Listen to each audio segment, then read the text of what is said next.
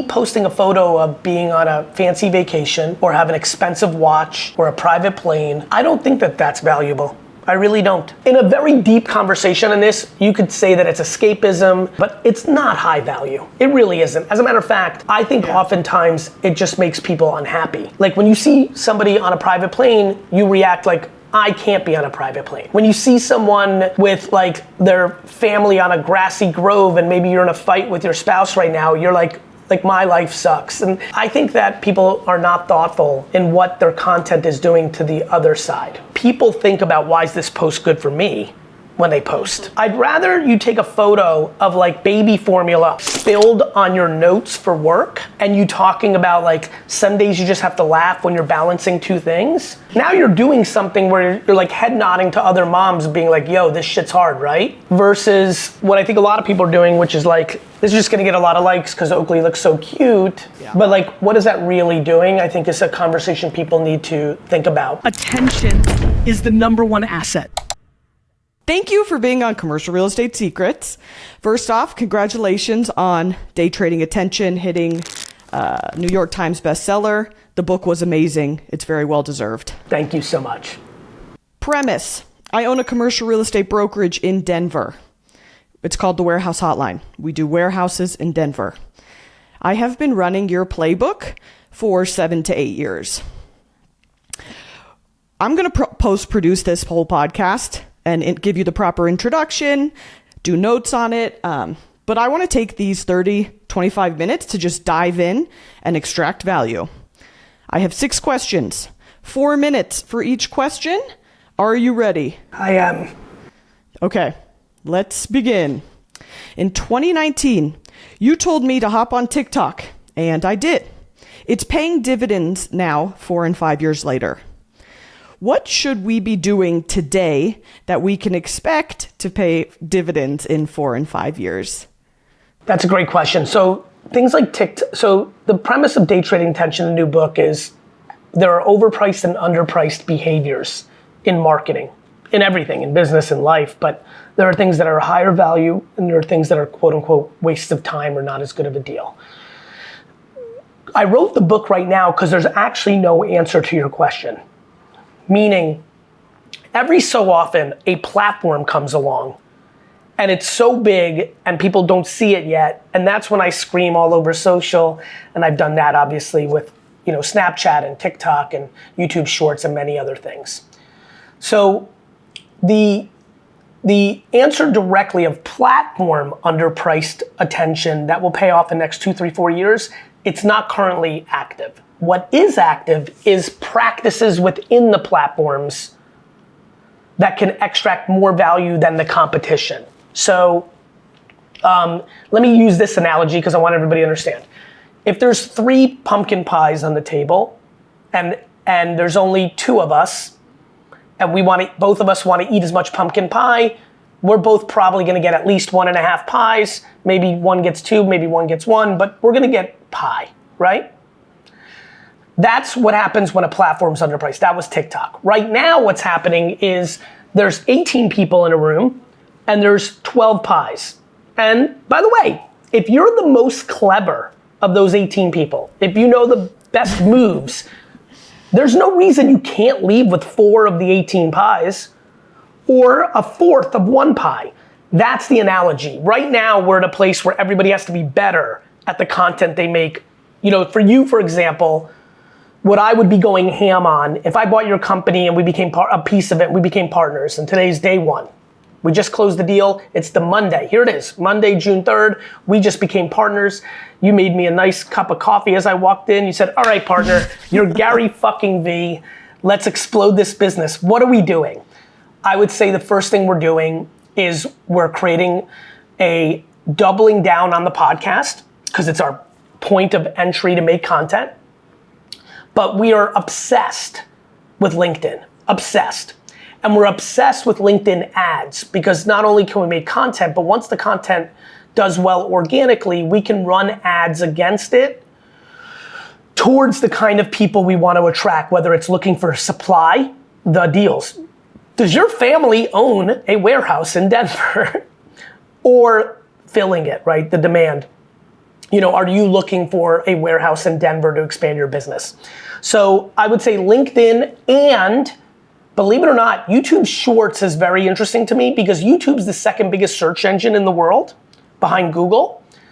And I really do think content on that platform titled right, like literally Denver warehouse lease, like we could be very clever there. So from a marketing standpoint, and then really something I didn't talk about the book, I would, if we're just going to the analogy, I would get our search stronger, our SEM, like our ads, like search engine marketing, like not organic, but like if somebody types in buying, a Denver warehouse, I'd like to see where we sit on our Google AdWords. That's more intent-based selling than it is, let's say, social media marketing, but it would be on my mind.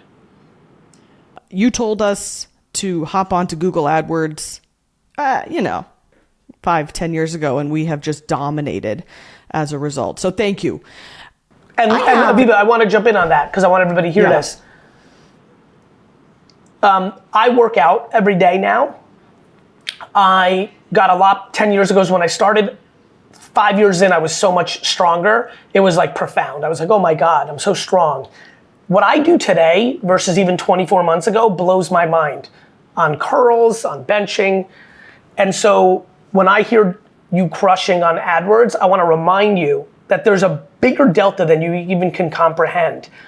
You could probably drive down your costs and up your leads by getting your game tighter. So I just want to make sure you hear that, and I want to make sure the audience hears that as well. I appreciate that. I have a full-time overseas assistant who is remote. How am I setting her up for success in helping me create authentic content at scale? That's a great question. So she is an assistant to the content, you mean? She is just my personal executive assistant. But she also helps with content? Oh yeah. Oh, I love it. Good for you. Okay. Well, there's two ways you help. And is she like literally making the clips and like making the stuff? Oh yeah. Okay. So then the way you set her up is giving her more ammo, right? So more podcast episodes, more woman on the street, the more you do. I'll give you a good one. Something you should definitely be doing is green screening. So I'm gonna actually do this in real time. Denver, where? That's awesome. All right, just typed in Denver warehouses. Let's see. Great, so there's an article from the Denver Post on February 18th. Warehouse in Denver's Lincoln Park being turned into music venue, right? Yeah. Screen shoot, you talk of like, and you know what I'm talking about with green screen, you've seen it from me and others, right? So one of the ways you can help her is giving her more ammo, including you doing quote unquote a little bit more. The green screen's incredible. The fact that you can talk about like, here is a use case for what we're seeing in the Lincoln Park area and just in warehouses in Denver in general. A lot of you think of it as just like fulfillment centers, but there's so much more you can be doing with it.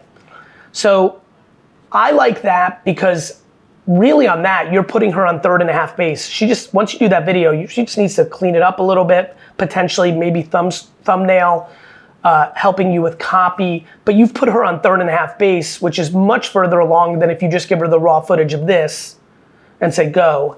So sure. I always think about how do I put my team in a position to succeed by giving them more. Okay. I love it. I love the accountability. Yeah, exactly. Like I love where I'm proud of you that you saw where I was going. I think when we build infrastructure as leaders around ourselves, admins, creative partners, anybody, we're always like, how do we get this better? And the answer is always, it's on you. Everyone's like, how do I get Ronnie to do better? I don't know, like it's on you. Like your communication to Ronnie. John's sitting here on my team right now. I gave him, like yesterday I did a voicemail I wanted an ad for wine text. By the way, everyone listening, sign up for winetext.com, best way to buy wine on the internet. My dad will be very happy. I wanted people to, and I voice memoed 1 minute and 5 seconds. It's like, try this. So I'm also guiding creative strategy, that, and it's a yin and yang. Like, he did something prior to that by himself that I did not guide, that I liked. I told him that, so it's positive reinforcement, that's good management, something that I think comes natural to me, but oftentimes, even for me, like I also don't want to just say it if I don't believe it. So like, you got to manage authentically, but never hold back. I think sometimes people hold back on positive reinforcement because they don't want their employees to get big heads. I remember my dad used to do that a lot. He was scared that they would ask for a raise if we gave him positive reinforcement, which really screwed up the culture. I'm being serious, it's like real stuff. So yeah, accountability, like more on you, spending time with her, talking to her for 30 minutes a day or a week, depending on your life, of just like shooting the shit about like what's on your mind, what's going well, what's potentially could be better, asking her how you can help her. So asking is an answer to your question. I laugh about your father's business.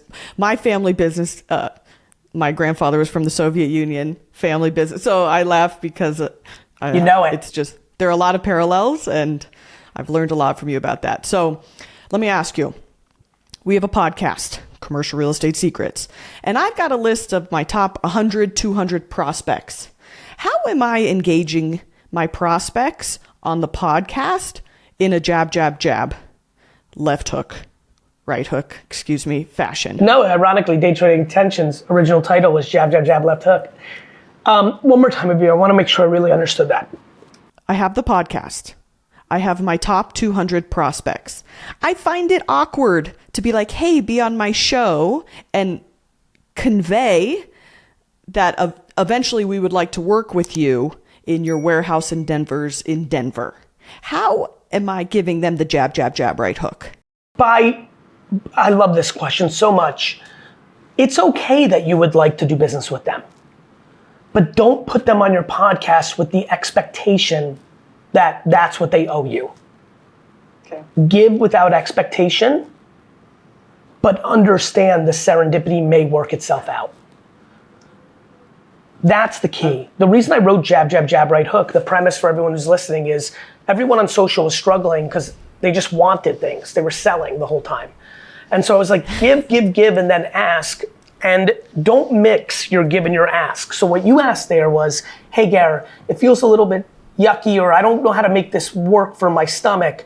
I feel like, because you were mixing them, right? You were mixing the ask and the give. Just put them on. Okay. And yes, of course, like to me, the way I would do that is after you have a lovely podcast, whether you do it then because you feel like you hit it off, or you do it in the future, this is how I would do it. So let's say you're on my podcast, we'll reverse roles. Let's say it really went well. We just hit it off. We laughed about our grandfathers from Russia. We laughed about our kids went to the same school. We laughed about both being into some sort of watching Bridgerton, because a podcast can go anywhere, right? If it goes well, no different than like a first date where you ask someone out for a second date, or no different than like you met somebody in 5th grade and you both had a nice time on the playground. You're like, you want to come over to my house and be friends? Like I think if it went well, especially if you did it in person, which I highly recommend. Okay. Right? Especially because you're in the same market. You're being very, I'd highly recommend doing it in person. If you do it in person, it goes well, literally, like after your banter of the show, you literally are saying, I'll do it with you, I'll be you, I'll be like, Avi, that was a lot of fun. Like, obviously, you're aware that this is what I do for a living. Like, if you ever need anything, please let me know. Hope you have the best day, like, always around. Thank you. That's it. Literal, simple, like, hey. Or if it didn't go like as smashing well, it was kind of professional, didn't seem like the opening there was, I would literally wait 6 months to a year and reach out via email and be like, hey, maybe even a year. Hey, it's the 1-year anniversary of our podcast together. Thinking back to it, was a lot of fun having you on. Hope everything's been going well. How's that development thing you're doing down in downtown? Just to remind you, maybe wasn't even on your radar, this is what I do. Would love to, grab a drink and talk business if there's anything around. I just think those are very respectful ways. But when they don't reply or they don't reciprocate, it doesn't even run through your head as if anything went wrong, because of course you understood that you may be able to do business with them on the back end, but the punchline is you really are okay. You put them on the platform without actual expectation that it would 100% lead to business. Okay, I love it. Now I want to navigate. You have a book coming out in July, Meet Me in the Middle. I am 8 months pregnant with my first child. Wow, amazing. Yeah. I know. Woo. How do you manage a family while still being a thought leader in your field? By not beating yourself up and giving yourself grace to go through what you're going through, both amazing, like what you're about to go through, and even challenges. Been getting a lot of emails lately about people grieving. Yeah. Unfortunately, I'm getting older. So some of my friend groups or some of the people that have been following me for a long time are also getting older. When you get older, there's a lot of great things that come along with it. Wisdom, appreciation, perspective. But there's also challenging things, which is you start getting into those life cycles where you start losing loved ones.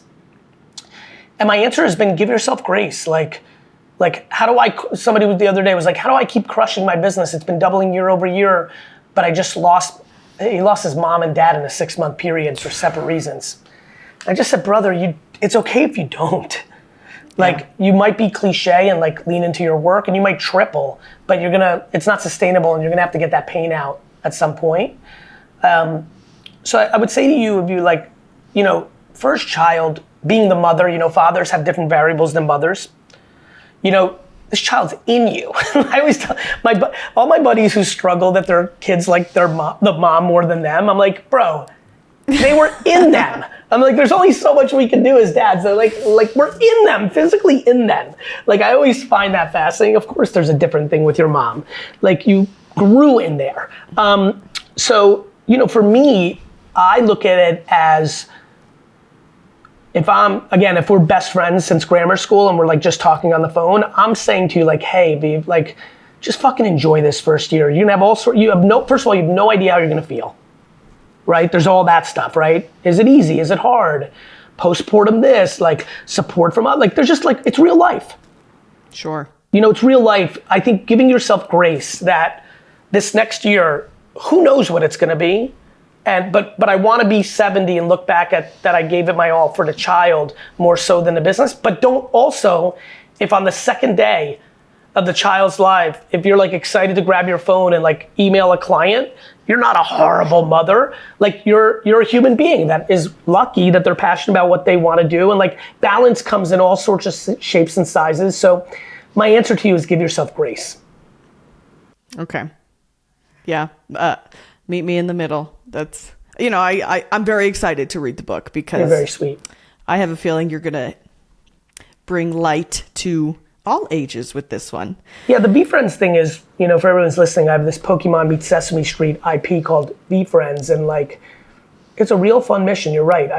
Some of the stuff I've been able to do as a human being for 15 and older, I'm now on a journey to do for 3 and older, 4 and older, 5 and older. And so, these characters are fun. This kid's book is really fun. I'm really excited about it. And the premise of Meet Me in the Middle, it's all about emotional, it's back to this. Find the middle, find the middle. Don't get too hot, don't get too cold. Don't get too blue, don't get too red.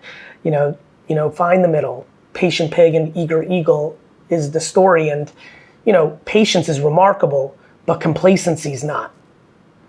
Eagerness is amazing, but sloppy, non-strategical, go forward at all costs is also not good. And so finding balance is the key for sure. Hey, as a mentor, OG V friend, I am having the time of my life. It's a blast, and thank you, because myself, our community, we're just having, like I said, we're having the time of our lives. So thank you.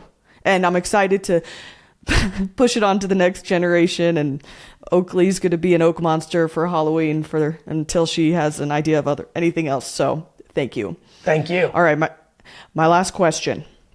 How do you present a holistic version of yourself while choosing not to include your kids in your content? That's a great question. So, first of all, I don't think, let's break down your question. So obviously I share a lot. I'm very out there. And as you know, I don't really share my personal life. I think that Personally, I think that over the next decade or two, that will become more common. I think we're in the era right now where people are really sharing a lot. And I don't think they realize what happens when you share your entire engagement, you know, and like when you give people, when you give the world things, it's theirs, not yours. Right? So I think that there's a lot of things that people haven't gone through yet in their lives. And I also think that people mistakenly use their children and their relationship to get more likes and attention. And I don't think they think of the back end.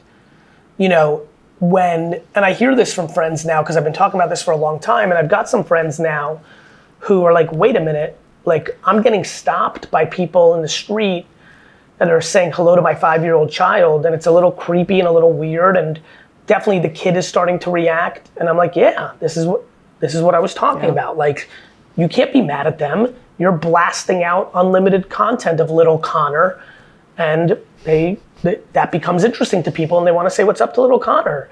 And like, you know, it's very, you know, it's one thing when a celebrity acts in films, and then when they're out and about, people are coming up to them with their kids and like, yo, I'm with my family. And we've all knew that, right? Like all of us have heard that. I remind my friends, I'm like, those people are not sharing their family. Yeah. They're just known. So I feel no pressure to be holistic to my audience. I feel pressure in providing value to my audience. And value, you know, I don't think of it I don't put holistic or fully 360 or full transparency. That's not how I think about it. I think about what's worked for me, and what I think it's worked for my audience is I think about like, why is this post good for them? Yeah. I think that's really worked for me. I think people think about why is this post good for me when they post. Yeah. And I think that's what led people to relationships and children and dogs, because they get likes. And that's what they want. I think about it differently, which is like, why would somebody see this and why would that be good for them? And me posting a photo of being on a fancy vacation or have an expensive watch or a private plane or a pic of my relationship or my kids or whatever it is, I don't think that that's valuable. I really don't. You can, in a very deep conversation on this, you could say that it's escapism. You could say it's intrigue. Like I can get there, but it's not high value. It really isn't. As a matter of fact, I think oftentimes it just makes people unhappy. Like when you see somebody on a private plane, you react like, I can't be on a private plane. When you see someone with like their family on a grassy grove and maybe you're in a fight with your spouse right now, you're like my life sucks. And I think that people are not thoughtful in what their content is doing to the other side. That's profound. And as someone who's just been struggling with that, and with how my relationship posting my future child, it makes a lot of sense. It's like low blow content. And the whole point of producing content is high level content to provide value for the recipients, which... And by the way, I don't mind lightweight content, but I'd rather you post a picture of potentially, let's just talk about this. I'd rather you take a photo of like baby formula on your, like spilled on your notes for work, and you talking about like some days you just have to laugh when you're balancing two things, versus now you're doing something where you're like head nodding to other moms being like, yo, this shit's hard, right? Versus what I think a lot of people are doing, which is like, this is just gonna get a lot of likes because Oakley looks so cute. Yeah. But like, what is that really doing? I think is a conversation people need to think about, because you're really sharing with the world. Yeah. It's not like you're sharing with your 3 best friends from high school or your family. You're sharing with the world. And it's intense. The world is intense. Yeah, the world is intense. And you've got to be accountable that like you put it out there. Yeah. When people are like, I can't believe these people, well, you put it out there. Yeah. Yeah. Accountability. And we're not empathetic. Like when someone leaves a nasty comment about, like, I'll give you an example, cliche thing that happens in society. Person posts their kid, their year-old, a lot of kids, as you may know, like they all grow up so differently. Some talk earlier, some walk earlier. I saw this the other day. Actually, this is a real life example. Somebody made fun of someone's kid because they were like 15 months old. Oh no, it was the first birthday picture and the kid's completely bald still, no hair. Okay. And it's like, the comment was pretty nasty, right? Like, you know, when's your kid gonna grow hair? Like, what the fuck? Yeah. But do you know what my reaction was when I read that? As I do what I do for a living? I say to myself, we don't know if that's a person who's now on 4 years of not being able to have a child with their spouse. Empathy. Yeah. Like, why would somebody say that? Let me give you the preview. They're hurt. Why are they hurt? Maybe they lost their child. Maybe they had a miscarriage. Maybe they can't conceive. Maybe their spouse just left them. Like, maybe they had a bad childhood. Like, I don't know. So these are the things I think a lot about. Gary, thank you. I really, really appreciate your time. I appreciate you being on the podcast, and I appreciate everything you do for myself and our world. So thank you. Thank you. Have the best day. Congrats. Thank you. I appreciate you. So See you fun. soon. Talk soon.